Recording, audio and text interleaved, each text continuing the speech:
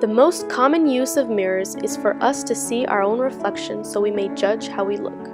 Did you ever stop to think that only a thin sheet of glass separates you and your best friend?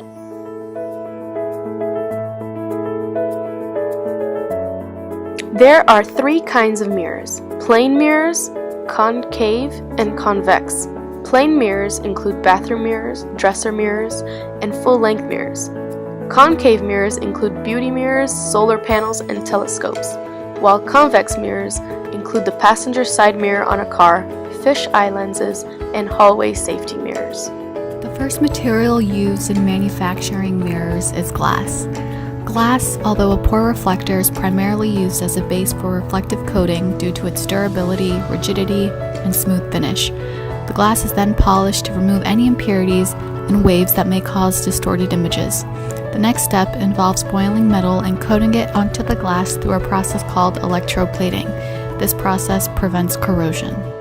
The first mirrors used by people were most likely to be quiet pools of water. Man-made mirrors are dated as far back 6000 BC, where it was typically made of polished stone such as black volcanic glass known as obsidian. Mirrors were also made from polished copper, bronze, and mixed metal. The silver glass mirrors found throughout the world today first got their start in Germany almost 200 years ago. In 1835, German chemist Gustav von Liebig developed a process for applying a thin layer of metallic silver to one side of a plane of clear gas. Modern-day mirror production uses silver, nickel, and chromium. The image you see on the screen is an SEM image of silver nanoparticles. SEM stands for Scanning Electron Microscope, which uses a focused beam of high-energy electrons to generate a variety of signals at the surface of solid specimens.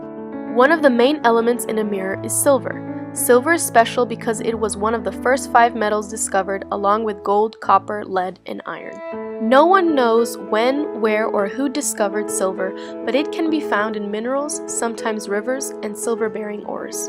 Silver-bearing ores are mined by open pit or underground methods and then are crushed, ground, and put through a process of purifying it from other metals, boiling it, and then molding it.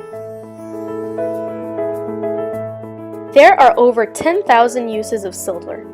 Aside from mirrors, other everyday objects that use silver are door handles, media storage such as DVDs, and double-pane windows, as well as jewelry, silverware, electrical contacts, etc.